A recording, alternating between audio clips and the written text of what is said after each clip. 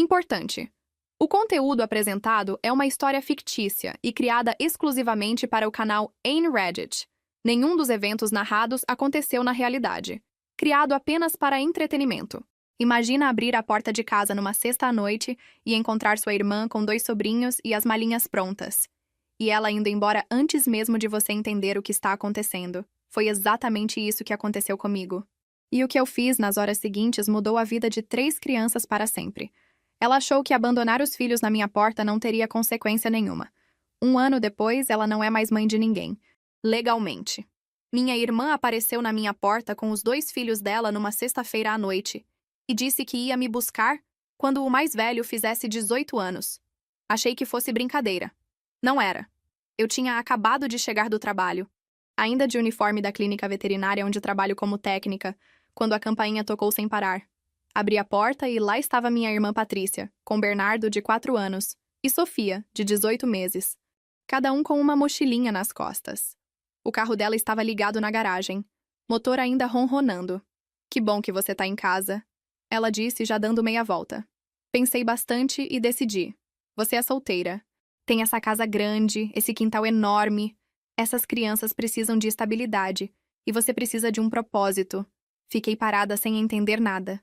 Vou buscar eles quando o Bernardo fizer 18, ela completou, como se estivesse me avisando de um horário de dentista. Patrícia, o que você tá fazendo? Já expliquei pra eles que você é a tia que vai cuidar. As coisas estão todas na mala. Bernardo dorme às 8. Ainda não sabe nadar, então cuidado na piscina do condomínio. E a Sofia só come fruta se for banana amassada com aveia. Eu não conseguia formar frase. Olha, eu sei que é de repente. Ela continuou, já com a mão na maçaneta do carro. Mas eu tô fazendo um favor pra você. Você vive reclamando que não tem família própria, que a casa é vazia. Agora você tem crianças sem precisar arrumar marido. E aí ela soltou a frase que me gelou. Eu preciso focar no meu negócio de estética sem essa distração toda. Criança não combina com atendimento de cliente, com posts, com nada disso. Você tem esse emprego estável, sai às 5, é perfeito. Patrícia, você não pode simplesmente deixar seus filhos aqui. Claro que posso. Você é a madrinha do Bernardo, quem mais ia ficar com eles? Nossos pais são velhos demais, mãe tem osteoporose. E você me deve. Lembra quando eu te deixei morar comigo depois que você largou a faculdade? Aquilo tinha sido há 12 anos, e eu tinha pagado aluguel os 6 meses inteiros. Não deu tempo de argumentar. Ela já estava entrando no carro. Saiu derrapando, deixando 2 bebês chorando na minha varanda, chamando pela mãe. Entrei com eles porque não tinha outra opção. Ia deixar 2 crianças na rua? Coloquei um desenho na TV, dei suco de caixinha, liguei para Patrícia, direto para a caixa postal. Liguei de novo, e de novo, umas 18 vezes. Mandei mensagem dizendo que ela precisava voltar agora. Ela respondeu, para de ser egoísta, essas crianças precisam de você. Fiquei andando de um lado para o outro na sala enquanto Sofia arrancava as almofadas do sofá e Bernardo perguntava, com aquela vozinha fina quando a mamãe ia voltar. Não dava para chamar a polícia contra minha própria irmã. Meus pais moravam a 4 horas dali e minha mãe tinha acabado de fazer uma cirurgia no quadril. Eu estava sozinha com aquilo. Foi aí que parei, respirei fundo e comecei a pensar direito. Patrícia morava num apartamento de fundos que uma amiga alugava para ela por quase nada, em troca de ajudar com a manutenção do prédio. Na prática, ela passava o dia gravando vídeo para Instagram, vendendo curso de sobrancelha que ninguém comprava. O marido dela, Rafael, tinha saído de casa fazia 7 meses, cansado de sustentar os 3 sozinho enquanto ela perseguia o sonho de virar influenciadora de estética. Ele tinha voltado para a cidade natal dele, para a casa dos pais. O que Patrícia não sabia é que Rafael e eu continuávamos nos falando. Ele vivia me contando como ela ficava implorando para ele voltar, prometendo que ia mudar, arrumar emprego de verdade, ser responsável. Ele andava pensando em dar mais uma chance porque tinha saudade das crianças. Enquanto Bernardo e Sofia comiam biscoito no chão da sala, liguei para o Rafael. Ela fez o quê? Ele perguntou, depois de um silêncio longo. Contei tudo. Como ela largou as crianças na minha porta, com aquela conversa de propósito de vida, de foco no negócio. Ele ficou furioso. Disse que andava trabalhando dobrado num galpão de logística, achando que talvez ela estivesse finalmente crescendo, e ela vai e faz isso. Aí ele falou uma coisa que me tirou um peso enorme do peito. Traz eles pra cá. Com tudo que tiverem. Meus pais tão doidos pra ter os netos por perto de qualquer jeito. Os pais do Rafael tinham uma fazenda de café razoavelmente grande no interior de Minas. 3 dias de carro dali. Bom, umas 8 horas para ser mais precisa. Já tinha um quarto arrumado para as crianças, prontos para quando o Rafael conseguisse a guarda. Arrumei as 2 malas mal feitas que Patrícia tinha jogado, roupas trocadas, sem meia suficiente, um chinelo só, e coloquei Bernardo e Sofia no carro. A viagem foi longa. Parei 4 vezes para troca de fralda e xixi de emergência. Sofia vomitou 2 vezes de estrada. Bernardo chorou chamando a mãe pelas primeiras 2 horas e depois, exausto, apagou no banco. Quando chegamos, Rafael estava esperando na porteira da fazenda com os pais dele.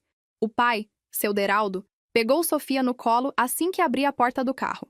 Dona Ivete correu até o Bernardo, que a reconheceu na hora e gritou: "Vovó Ivete!", porque aparentemente ela sempre tinha sido presente, mesmo morando longe. Rafael me olhou com os olhos cheios d'água. Patrícia vai aprender o que é consequência. Entramos.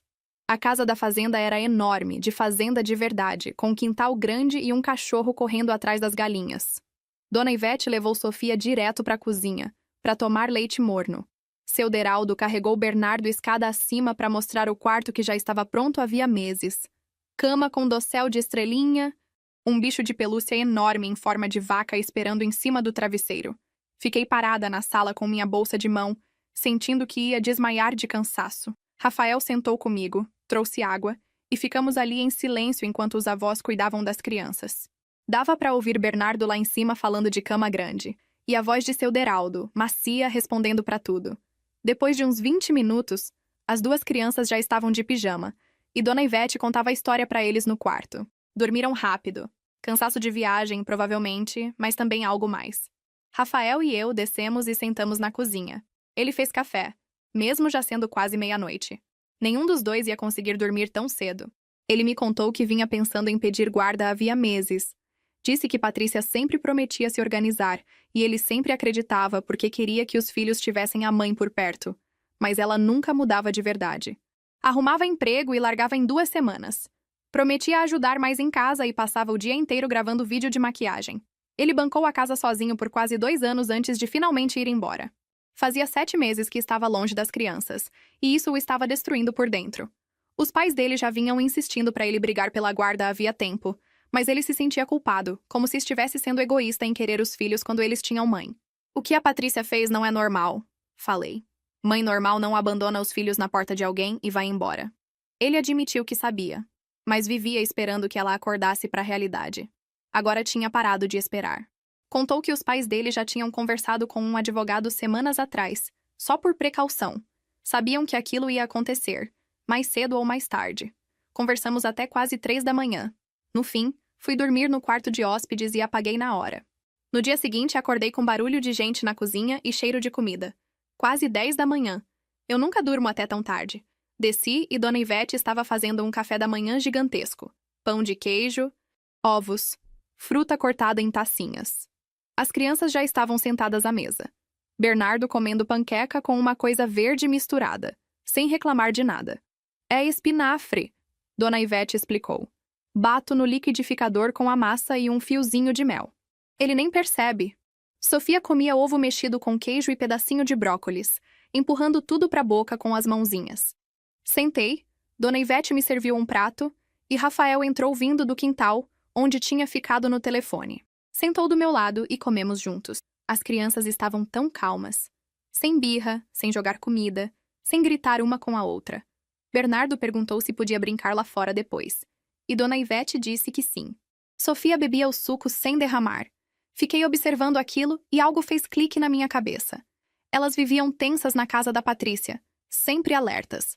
Eu achava que era assim mesmo que criança pequena era, porque não tenho filhos. Mas ali, elas eram diferentes. Relaxadas, se sentiam seguras. Rafael percebeu que eu tinha percebido. Depois do café, seu Deraldo entrou vindo do escritório dele lá nos fundos. Sentou com o café e perguntou sobre a viagem. Falei que foi longa, mas tranquila. Aí ele disse que queria ajudar. Falou pro Rafael que ia pagar o advogado que fosse preciso, que vinha querendo fazer isso fazia meses, esperando ver se Patrícia ia se ajeitar sozinha, mas que já tinha percebido que aquele barco tinha afundado. Disse que mulher que abandona os próprios filhos assim não merece a guarda deles. Concordei. Seu Deraldo ligou ali mesmo na mesa e marcou reunião com uma advogada de família para segunda-feira. Tudo estava andando rápido demais. Mais tarde naquela manhã, sabia que precisava ligar para Patrícia. Vinha evitando, mas ela precisava saber onde as crianças estavam. Fui para a varanda e disquei. Ela atendeu no primeiro toque. Contei que as crianças estavam com o Rafael, em Minas. Ela surtou. Começou a gritar comigo pelo telefone, dizendo que eu tinha sequestrado os filhos dela. Tentei explicar que eu tinha levado para o pai, que efetivamente os queria, mas ela não escutava. Gritava que eu não tinha direito nenhum de tirar as crianças do estado. Disse que ia chamar a polícia, que eu ia presa por sequestro. Falei que ela é quem tinha abandonado os filhos na minha porta.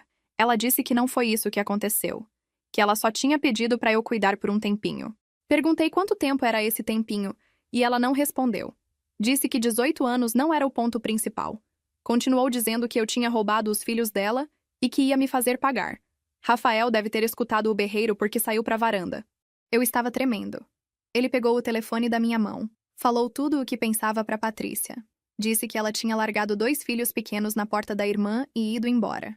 Disse que vinha trabalhando dobrado, achando que talvez ela estivesse mudando. E ela faz isso. Ela tentou recuar. A voz mudou e ela disse que era só temporário.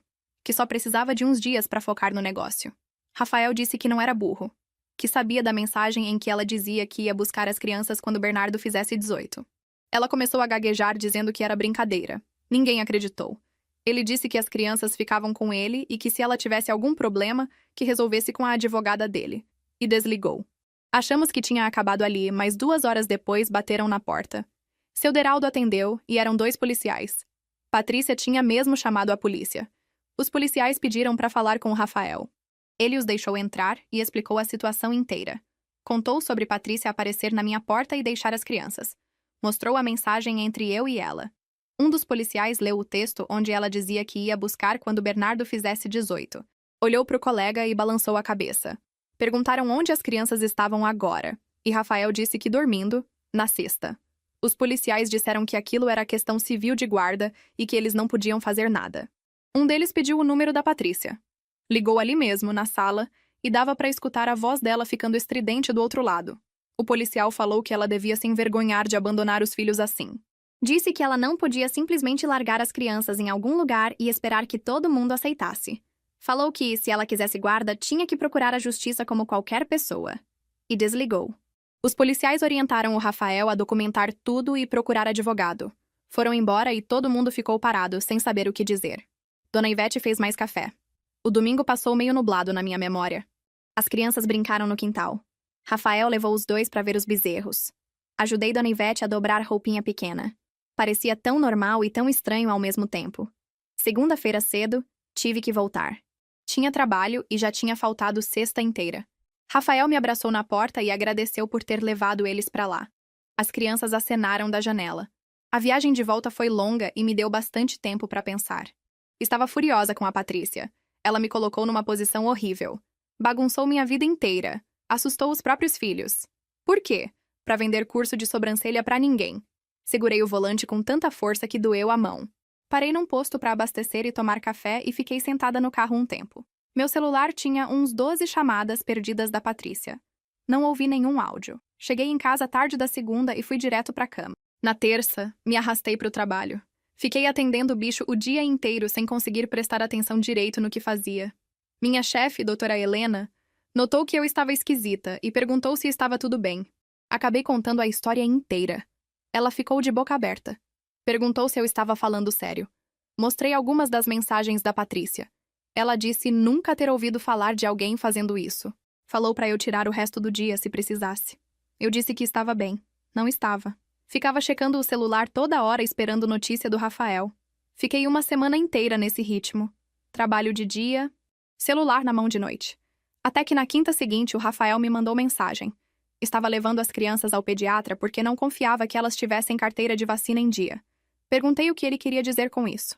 Ele respondeu que tinha olhado os papéis que Patrícia mandou na mala e não achou nenhum registro de consulta havia mais de 1 ano. Algumas horas depois, mandou de novo. Sofia estava com 3 vacinas atrasadas. Bernardo tinha uma cárie que já estava incomodando fazia meses, sem tratamento nenhum. Ele ia marcar dentista para a semana seguinte. Fiquei com aquele aperto no peito. Patrícia não conseguia nem dar conta do básico. O que mais ela andava deixando passar? Perguntei se as crianças estavam bem agora. Ele disse que sim, mas que a médica ficou preocupada com o quadro de negligência. Estava documentando tudo para a advogada. Patrícia não parava de me ligar e mandar mensagem. Alternava entre raiva e um tipo de pena de si mesma que me dava nojo. Uma mensagem dizia que era bom eu trazer as crianças de volta agora. A próxima dizia que ela só precisava de uma folga e que todo mundo estava exagerando. Outra dizia que eu tinha arruinado a vida dela. Aí vinha uma pedindo desculpa e perguntando se dava para conversar. Li tudo, mas parei de responder. Toda a conversa com ela virava um looping. Ela nunca assumia nada. Era sempre culpa de outra pessoa. Bloqueei o número dela na quarta à noite, depois que ela me ligou 17 vezes seguidas. Rafael disse que ela fazia a mesma coisa com ele, mas ele já tinha bloqueado dias antes. A advogada tinha orientado para não ter nenhum contato direto com ela. Tudo passando pelo jurídico agora. As crianças estavam seguras. Isso era o que importava. Patrícia fez a escolha dela quando foi embora naquele dia. Agora ia ter que conviver com o resultado. Na quinta-feira seguinte, acordei com mensagem do Rafael dizendo que os pais dele tinham contratado uma advogada, uma mulher chamada Cristina Bittencourt, especialista em varas de família. Eu estava fazendo café quando o Rafael ligou e colocou no viva voz para eu escutar o que ela estava explicando. A advogada falava rápido e direto.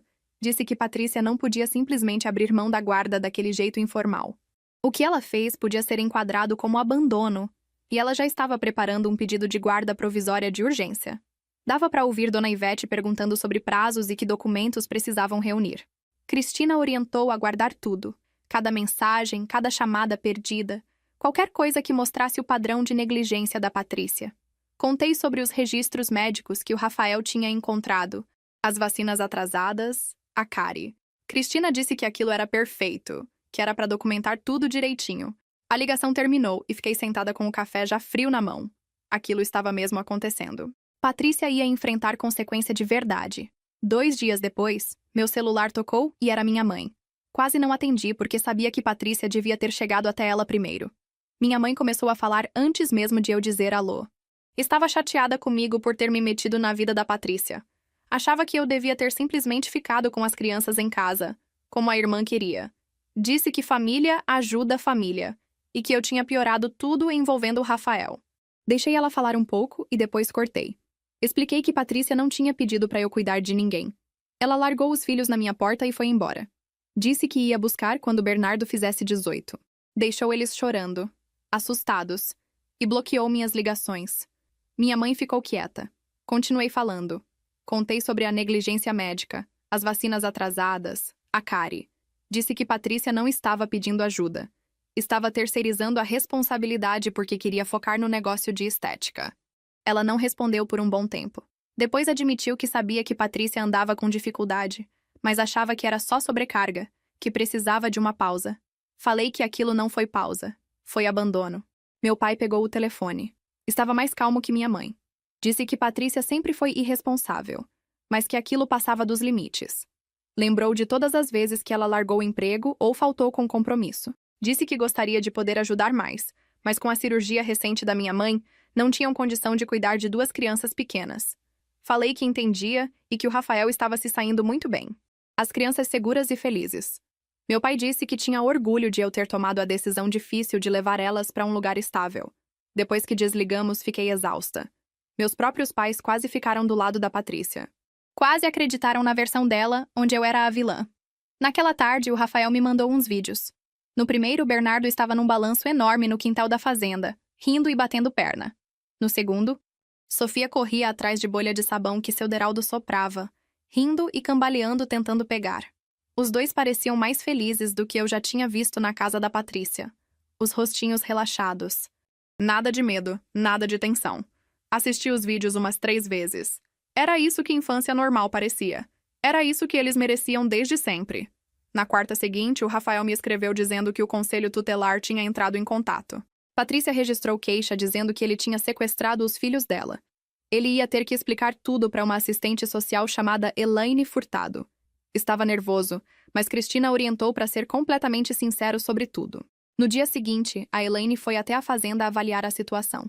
O Rafael foi me mandando atualização ao longo da visita. Ela entrevistou os pais dele, fez um tour pela casa, viu o quarto das crianças. Observou o Rafael interagindo com Bernardo e Sofia.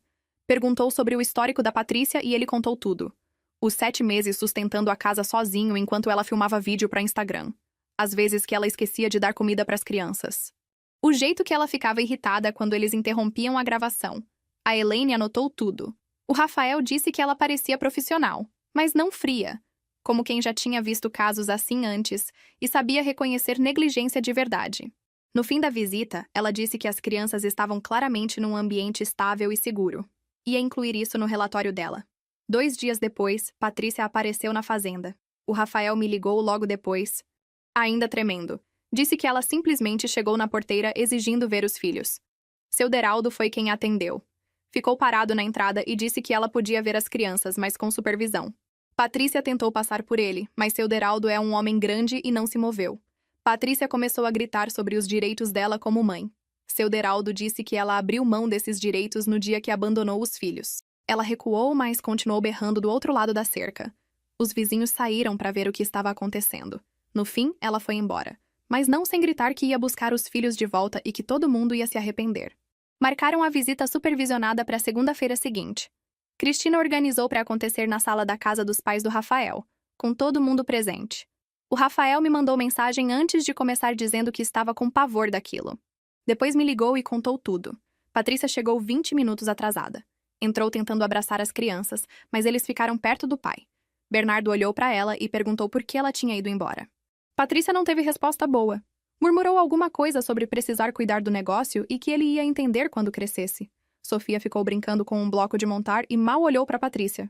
Ela tentou puxar assunto com Bernardo, mas ele só respondia com uma palavra só. Tentou mostrar um vídeo no celular para Sofia, mas a menina saiu andando. A situação toda ficou estranha e tensa. Depois de 20 minutos, Patrícia ficou frustrada. As crianças estavam mais interessadas em brincar com o pai do que em conversar com ela. Ela se levantou e disse que ia embora. Falou que todo mundo tinha virado os filhos contra ela. Disse que estavam envenenando a cabeça de Bernardo e Sofia. O pai do Rafael disse que as crianças não estavam contra ela, só se sentiam seguras sem ela por perto. Patrícia saiu furiosa, batendo a porta.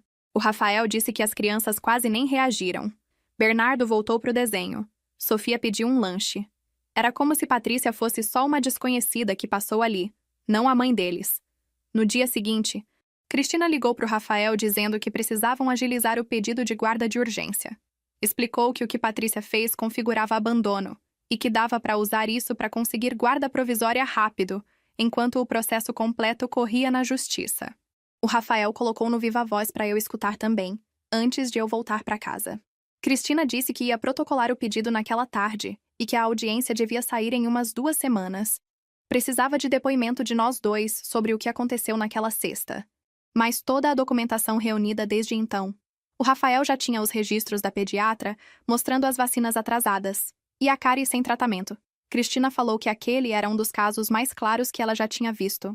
Mãe não pode simplesmente largar os filhos e sumir por semanas. Voltei para minha rotina de trabalho naquele dia, mas ficava checando o celular o tempo todo esperando notícia. 3 dias depois, o Rafael me escreveu dizendo que Patrícia tinha contratado advogado. Um conhecido de uma amiga dela que fazia de tudo um pouco. O advogado já tinha mandado carta para Cristina alegando que aquilo tudo era um mal-entendido. Segundo ele, Patrícia só estava pedindo ajuda temporária com os filhos e todo mundo exagerou. A carta dizia que ela nunca teve intenção de abandonar as crianças e que vinha tentando negociar um acordo razoável.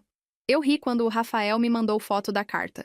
Patrícia me disse que ia buscar as crianças quando Bernardo fizesse 18. Isso não é pedir ajuda com os filhos. Isso é largar e ir embora. Cristina respondeu ao advogado da Patrícia com cópia das minhas mensagens daquele dia. Print da mensagem dela mandando eu parar de ser egoísta. Uma linha do tempo detalhada de tudo o que aconteceu. Incluiu também o laudo da pediatra e o depoimento do Rafael sobre os 7 meses sustentando a casa sozinho enquanto ela filmava conteúdo. O advogado da Patrícia sumiu depois disso. 1 semana depois de eu ter voltado para casa, a Elaine me ligou para marcar meu depoimento oficial. Foi lá em casa numa terça à noite, depois do trabalho, e sentou na minha mesa de cozinha com um gravador e um bloco de notas. Pediu para eu descrever exatamente o que aconteceu naquela sexta, desde o momento em que ouvi a campainha. Contei tudo. Como Patrícia apareceu com as crianças e as malinhas. Como ela já estava voltando para o carro antes mesmo de eu abrir a porta direito. Como disse que eu precisava de propósito na vida e que ia buscar as crianças quando Bernardo fizesse 18. Elaine não interrompia, só anotava e balançava a cabeça. Descrevi como Patrícia falou que criança não combinava com atendimento de cliente. Como ela trouxe à tona aquela história de eu ter morado com ela há 12 anos. Como se eu devesse alguma coisa. Como ela foi embora com os filhos chorando na varanda. A expressão da Elaine foi ficando mais séria enquanto eu falava. Ela perguntou detalhes específicos do que Patrícia disse. Palavra por palavra. Perguntou se Patrícia parecia estar passando por alguma crise, algum problema de saúde mental. Falei que não. Patrícia parecia completamente normal. Só egoísta. Estava calma e direta sobre abandonar os filhos, como quem já tinha decidido e esperava que todo mundo aceitasse.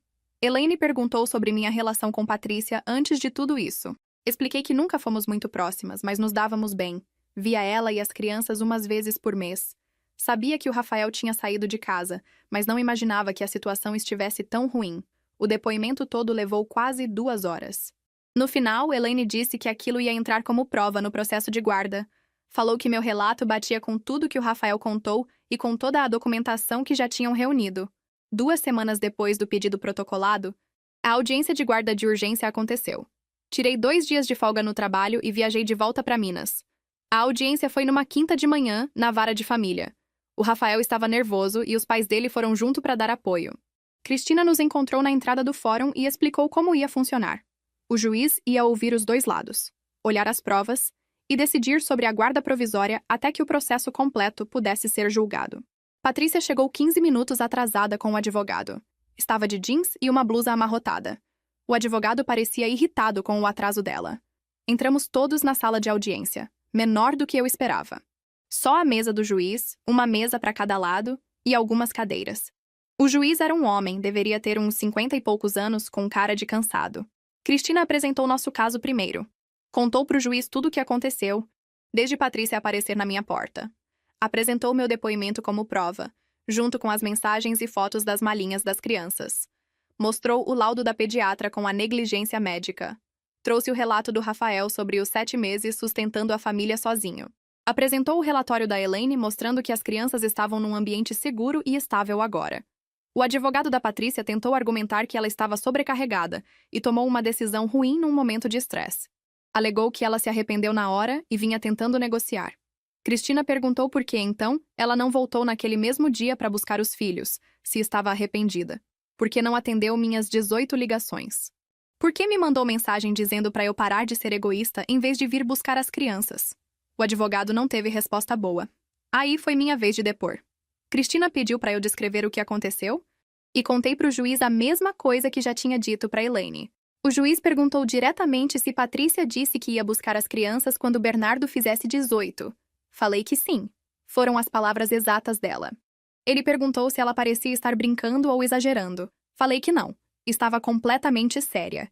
Tinha arrumado as coisas deles e foi embora dirigindo. O juiz olhou para Patrícia e perguntou se ela queria depor. O advogado dela aconselhou que não, mas ela insistiu. Subiu no banco de testemunha e começou logo a se justificar. Falou sobre o estresse de ser mãe solo e tentar construir um negócio próprio. Disse que achava que a irmã ia ficar feliz em ajudar, já que eu sempre reclamava de estar sozinha. O juiz cortou e perguntou se ela tinha me dito que eu precisava de propósito na vida. Patrícia admitiu ter dito algo parecido. Ele perguntou se ela me disse que ia buscar os filhos quando Bernardo fizesse 18. Ela tentou alegar que estava sendo dramática e não quis dizer literalmente. O juiz não pareceu convencido. Perguntou por que ela não voltou naquele mesmo dia. Patrícia disse que achou que eu ia ligar quando me acalmasse e conversaríamos com calma. O juiz perguntou por que ela não atendeu minhas 18 ligações. Ela não teve resposta. A audiência toda levou cerca de 2 horas. No final, o juiz disse que estava concedendo guarda provisória ao Rafael imediatamente. Falou que as ações de Patrícia configuravam abandono e que o bem-estar das crianças exigia que permanecessem no ambiente estável atual. Patrícia ficou sentada, parecendo genuinamente chocada, como se não imaginasse que haveria consequência. O advogado dela tentou pedir visitas sem supervisão. O juiz negou na hora. Determinou visitas supervisionadas apenas, até a avaliação completa. Quis relatórios do monitor judicial sobre as interações de Patrícia com as crianças. Marcou data para audiência completa de guarda, 3 meses depois. Patrícia ficou vermelha e começou a se levantar, mas o advogado a segurou pelo braço. Depois que o juiz saiu, Patrícia me encurralou no estacionamento. Furiosa, perguntando por que eu estava fazendo isso com ela. Falei que eu não estava fazendo nada. Ela mesma fez isso quando largou os filhos e foi embora. Ela disse que eu estava arruinando a vida dela por um erro. Falei que abandonar os próprios filhos não é erro, é escolha. Ela começou a gritar que eu sempre fui uma irmã invejosa. O pai do Rafael se colocou entre nós e disse para ela ir embora. Patrícia foi pro carro ainda gritando. Fiquei tremendo, mas aliviada também de aquilo ter acabado. Pelo menos aquela parte. Minha relação com Patrícia ficou completamente destruída depois disso. Ela passou o fim de semana inteiro me mandando mensagem raivosa, me chamando de traidora. Disse que eu tinha arruinado a vida dela e virado todo mundo contra ela. Disse que eu ia me arrepender quando ela recuperasse os filhos e me cortasse da vida deles para sempre. Li as primeiras mensagens e depois bloqueei o número. Cansei da manipulação e da culpa jogada em cima de mim. Ela teve chance atrás de chance de ser mãe de verdade e escolheu o negócio dela todas as vezes. 3 semanas depois da audiência de guarda provisória, o Rafael me ligou uma noite, emocionado. Disse que as crianças tinham começado a chamar ele de pai, sem mais aquela distância na voz. Não que já não chamassem, mas agora vinha diferente, mais firme, mais deles. Sofia falou primeiro na hora de dormir. Bernardo repetiu no dia seguinte, no café da manhã, como se estivesse testando a palavra e gostando do som dela. Os pais dele viraram avós em tempo integral. Levavam as crianças para andar de cavalo baixinho na fazenda toda a tarde que dava. Liam história todo santo dia antes de dormir. Montaram um cantinho de brinquedo e livro num quarto que antes era escritório de Dona Ivete. As crianças tinham rotina agora. Hora certa de comer, hora certa de dormir. Não tinham mais aquele jeito arisco, sempre em alerta. Fui visitar de novo umas 4 semanas depois da audiência. Fiquei impressionada com a mudança. Bernardo e Sofia estavam mais calmos, dormindo a noite inteira. Sofia já não chorava mais chamando a mãe. Bernardo falava em frase inteira, contando história de cabo a rabo. O Rafael tinha matriculado os dois numa escolinha boa perto da fazenda. E a professora de Bernardo disse que ele estava indo muito bem, fazendo amigo, aprendendo letra e número rápido. Disse nunca ter visto criança se adaptar tão bem a uma mudança daquele tamanho. Enquanto isso, as visitas supervisionadas da Patrícia não estavam indo bem. O Rafael me contou que o monitor judicial vinha mandando relatório para o juiz. Ela chegou 40 minutos atrasada na primeira visita. Passou boa parte da segunda mexendo no celular enquanto Bernardo tentava mostrar um desenho. Na terceira, ficou irritada quando Sofia não quis sentar no colo dela. O monitor anotou que Patrícia parecia mais interessada em receber demonstração de afeto do que em construir vínculo de verdade. Perguntava se sentiam saudade dela e ficava chateada quando não respondiam que sim. Bernardo disse ao monitor que gostava de morar com o pai agora. Patrícia ficou brava e falou que o Rafael não era pai de verdade dele, o que não fazia sentido nenhum, já que era o pai biológico, mas mostrava bem o estado dela. Bernardo começou a chorar, e a visita teve que ser encerrada mais cedo. O monitor escreveu no relatório que Patrícia demonstrava pouca regulação emocional e não priorizava o conforto das crianças acima das próprias necessidades. Uma semana depois, Elaine terminou a avaliação completa e mandou o relatório para o processo. O Rafael me repassou uma cópia, e li as 20 e tantas páginas de uma vez só. Era duro de ler. Elaine documentava tudo sobre a negligência médica, as vacinas atrasadas de Sofia, a cárie de Bernardo que precisou de procedimento de urgência. Descrevia o apartamento de fundos onde os 3 viviam apertados, cozinha mal equipada. Trazia anotações das visitas supervisionadas mostrando a falta completa de habilidade parental de Patrícia. Ela não sabia dizer qual era a comida preferida dos filhos, nem qual era a rotina de sono deles. A parte mais dura era sobre as prioridades da Patrícia. Elaine escreveu que ela colocava consistentemente o próprio negócio à frente das necessidades básicas dos filhos, sem demonstrar entender por que isso era prejudicial.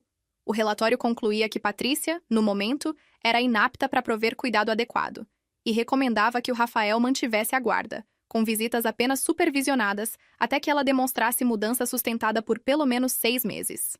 Li o relatório inteiro 2 vezes e mandei para os meus pais com uma mensagem dizendo que eles precisavam ver o que a filha deles realmente tinha feito. Minha mãe me ligou 3 horas depois, chorando. Pediu desculpa por ter tomado o lado da Patrícia no início. Disse que não fazia ideia de que a coisa estava tão feia. Sabia que Patrícia andava com dificuldade, mas achava que era só sobrecarga, não negligência de verdade. Meu pai pegou o telefone depois, com uma raiva na voz que eu nunca tinha ouvido nele. Disse que estava com vergonha da filha e se ofereceu para depor no processo sobre o histórico dela, se isso ajudasse o caso do Rafael.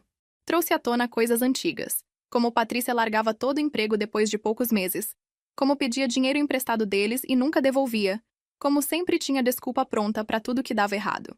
2 dias depois, o Rafael me contou que minha mãe tinha ligado para ele direto e conversado mais de 1 hora.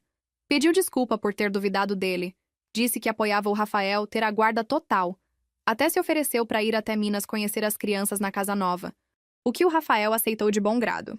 Enquanto isso, o advogado da Patrícia entrou em contato com Cristina tentando fechar acordo. Sugeriu que, se Patrícia completasse um curso de 12 semanas sobre parentalidade e fizesse terapia, deveria recuperar as crianças com um plano de transição. Cristina ligou para o Rafael para contar, e ele colocou no viva voz para eu escutar. Cristina praticamente riu ao explicar a proposta. De jeito nenhum, ela disse. Essas crianças não são moeda de troca. Explicou que o advogado estava tentando evitar uma disputa completa de guarda, porque sabia que o caso da Patrícia era péssimo. Falou que ela precisava provar mudança sustentada ao longo do tempo, não só cumprir uma lista de tarefa, e mesmo assim teria que começar com visita supervisionada e ir avançando aos poucos, ao longo de meses ou anos. O Rafael concordou na hora e pediu para Cristina recusar a proposta. O advogado ligou de novo tentando negociar, mas Cristina não deu brecha.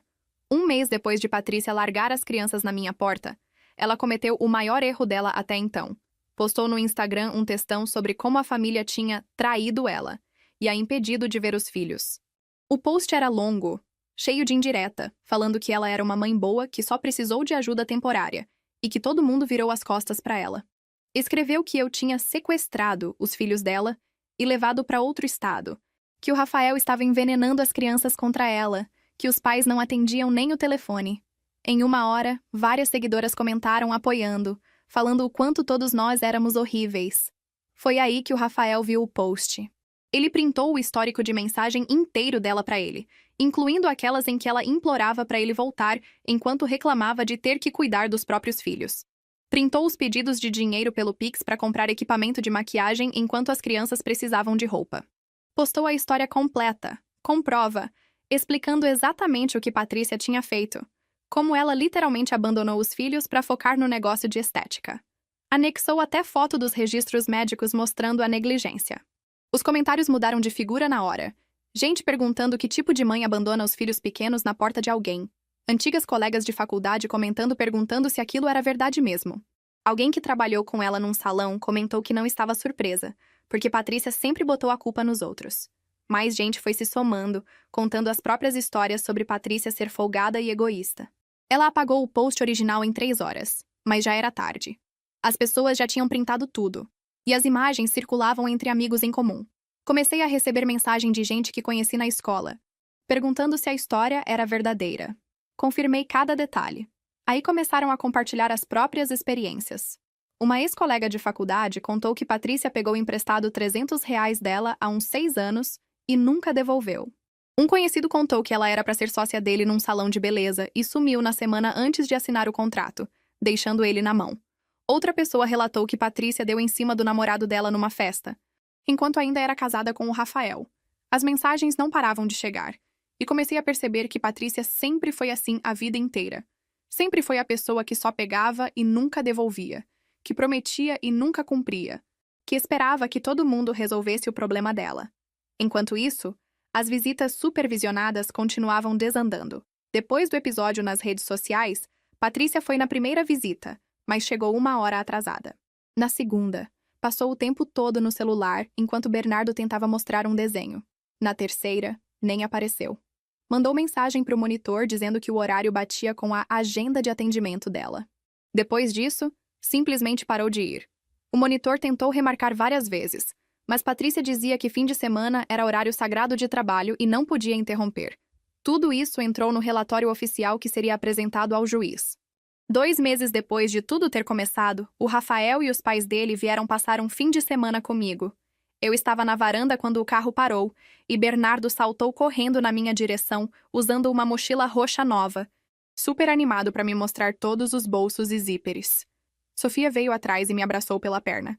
Pareciam completamente diferentes daquelas 2 criancinhas assustadas que eu tinha levado para Minas. Estavam relaxados e felizes, falando sem parar sobre a escolinha nova e os amigos do parquinho perto de casa. O Rafael também estava diferente, menos tenso, mais seguro de si. Dona Ivete me abraçou, agradecendo de novo por eu ter feito a ligação que começou tudo aquilo. Passamos o sábado no parquinho perto da minha casa. Bernardo desceu no escorregador umas 50 vezes e Sofia brincou na caixa de areia. O Rafael sentou no banco do meu lado e ficamos vendo as crianças brincarem. Contou que os dois estavam dormindo a noite inteira agora e comendo melhor. A professora de Bernardo dizia que ele era um dos mais espertos da turma. E Sofia já falava a frase inteira. No domingo, fizemos biscoito na minha cozinha. As crianças ficaram em pé nas cadeiras perto da bancada, ajudando a despejar ingrediente. Sofia ficou toda melecada de farinha e Bernardo comeu metade das gotas de chocolate antes delas irem para a massa. Foi bagunçado e caótico, mas do jeito bom. Naquela noite, depois que as crianças foram dormir no meu quarto de hóspedes, o Rafael e eu sentamos no sofá tomando uma cerveja. Ele me agradeceu por ter tomado a decisão difícil de levar as crianças para ele, em vez de tentar ficar com elas mesma. Disse que sabia que teria sido mais fácil para mim ter resolvido tudo aqui, mantendo as crianças perto. Mas levar para Minas deu a eles o lar estável que precisavam. Falei que só estava feliz que estivessem bem.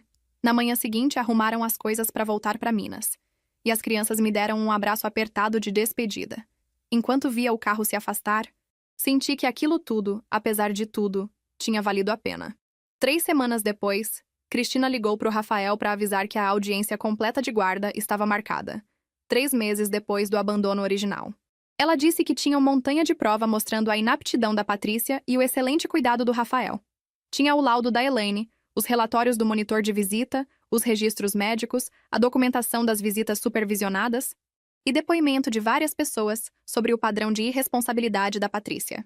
Cristina orientou o Rafael a se preparar para depor sobre os últimos 7 meses com Patrícia e os últimos meses com as crianças. Marcaram várias sessões de preparação para revisar tudo. A audiência chegou 3 semanas depois. Fui de carro para Minas na véspera. O Rafael me hospedou no quarto de hóspedes dos pais dele, e ficamos até tarde revisando tudo mais uma vez. Ele estava nervoso, mas preparado. Cristina tinha deixado ele bem orientado sobre o que esperar. Na manhã seguinte, fomos todos juntos para o fórum. Os pais do Rafael estavam bem vestidos, e os dois o abraçaram antes de entrarmos. A sala de audiência era pequena, com estante de madeira e luz fluorescente que deixava tudo meio sem cor. Sentamos numa mesa com a Cristina e esperamos Patrícia chegar. Ela entrou 20 minutos atrasada, usando um blazer que claramente tinha comprado para a ocasião, cabelo feito, maquiagem impecável. Era a versão mais arrumada dela que eu via em anos. O advogado dela, um senhor de terno simples, sentou junto, com cara de quem já sabia como aquilo ia terminar. O mesmo juiz da audiência anterior estava presidindo. Cristina apresentou tudo de novo, ponto por ponto. O abandono. A frase dos 18 anos. O curso de parentalidade. Só um módulo completado dos 12 exigidos. Os empregos que ela perdeu. As visitas supervisionadas que ela parou de frequentar. Os recados do monitor que ela ignorou por meses. A mensagem pedindo dinheiro para o Rafael, mencionando equipamento de maquiagem, sem nunca perguntar pelos próprios filhos. A negligência médica. As vacinas atrasadas. A Kari que precisou de cirurgia de urgência. Apresentou o processo inteiro, página por página. O advogado da Patrícia tentou argumentar que ela era uma pessoa mudada, pronta para ser a mãe que devia ter sido. O juiz fez uma única pergunta. Quantos dos cursos de parentalidade determinados pela justiça ela tinha completado? O advogado disse que 1. O juiz perguntou quantas visitas supervisionadas ela tinha comparecido nos últimos 3 meses. O advogado admitiu que nenhuma. O juiz tirou os óculos e colocou sobre a mesa. Olhou direto para Patrícia e perguntou se ela tinha algo a dizer. Ela se levantou chorando e disse que tinha cometido erros, mas que amava os filhos e merecia outra chance. O juiz perguntou onde ela tinha estado nos últimos meses. Ela não teve resposta. Perguntou qual era a comida preferida da filha. Ela não sabia. Perguntou em que mês era o aniversário do filho. Ela errou o mês. A sala ficou em silêncio absoluto. O juiz recolocou os óculos. Disse que já tinha visto muitos casos, mas raramente um em que o pai, ou, no caso, a mãe, se afastasse tão completa e deliberadamente da vida dos próprios filhos. Falou que a lei dá toda a oportunidade razoável para um genitor se reaproximar dos filhos, e que Patrícia recebeu cada uma dessas oportunidades e escolheu ignorar todas. Disse que a ausência dela falava mais alto do que qualquer coisa que ela pudesse dizer ali. Então deferiu o pedido. Destituiu o poder familiar de Patrícia sobre Bernardo e Sofia, com efeito imediato, e formalizou a guarda plena e definitiva ao Rafael. Disse que as crianças mereciam permanência e estabilidade, e que já tinham encontrado as duas. Patrícia soltou um som que eu nunca tinha ouvido antes. Como se todo o ar tivesse saído dela de uma vez. Virou para o advogado e perguntou o que aquilo significava. Ele explicou baixinho que tinha acabado, que legalmente ela não era mais mãe deles. Ela começou a gritar dentro da sala que eram os filhos dela, que ninguém podia tirar, que aquilo era armação. O juiz pediu ordem e mandou o oficial de justiça retirá-la da sala. Ela ainda gritava enquanto era conduzida para o corredor, dizendo que ia recorrer, que ia lutar, que todo mundo ia se arrepender. As portas se fecharam atrás dela e a voz foi sumindo pelo corredor afora. Dentro da sala, ficou tudo quieto. O juiz assinou a sentença e entregou para Cristina. O Rafael ficou ali sentado, olhando o papel na mão. O nome das crianças ali, o nome dele ali. O nome da Patrícia arriscado da vida delas para sempre. Seu Deraldo colocou a mão no ombro do filho. Dona Ivete enxugava os olhos. Cristina se inclinou e disse para o Rafael que estava resolvido, que ninguém jamais ia poder tirar as crianças dele de novo. No estacionamento, o carro da Patrícia já tinha ido embora, e fiquei vendo as luzes traseiras sumirem na esquina. Ela me disse que voltaria para buscar os filhos quando Bernardo fizesse 18 anos. A justiça garantiu que ela nunca mais vai poder. Voltei para casa naquela mesma tarde, exausta de um jeito que eu nunca tinha sentido antes. Mas era o cansaço bom, o de quem finalmente pode parar de segurar o fôlego. No caminho, parei num posto e liguei para minha mãe para contar como tinha terminado. Ela chorou do outro lado da linha, mas dessa vez de alívio. Hoje, quase um ano depois daquela sexta-feira em que a campainha tocou sem parar, eu vou para a fazenda uma vez por mês. Bernardo e Sofia correm até o portão gritando que a tia chegou, e eu sei, sem sombra de dúvida, que fiz a escolha certa naquele dia, mesmo sem saber na hora que estava fazendo escolha nenhuma. Só estava tentando sobreviver a uma tarde impossível. Acabou sendo o começo da vida que essas duas crianças mereciam desde sempre. O que essa história revela, no fundo, não é sobre um único momento de desespero. É sobre um padrão de vida inteiro. Pessoas que abandonam responsabilidades raramente fazem isso pela primeira vez quando cruzam o limite. Elas vêm treinando esse comportamento em relacionamentos, empregos, amizades, muito antes de alguém perceber o tamanho do problema. A diferença dessa vez é que as consequências vieram rápido, documentadas e definitivas, porque as pessoas ao redor pararam de cobrir os rastros e começaram a registrar a verdade. Se você estivesse na minha posição, ligaria para o pai das crianças na mesma noite ou tentaria resolver sozinha primeiro? Conta aqui nos comentários. E não esquece de seguir o canal para acompanhar histórias reais como essa toda semana.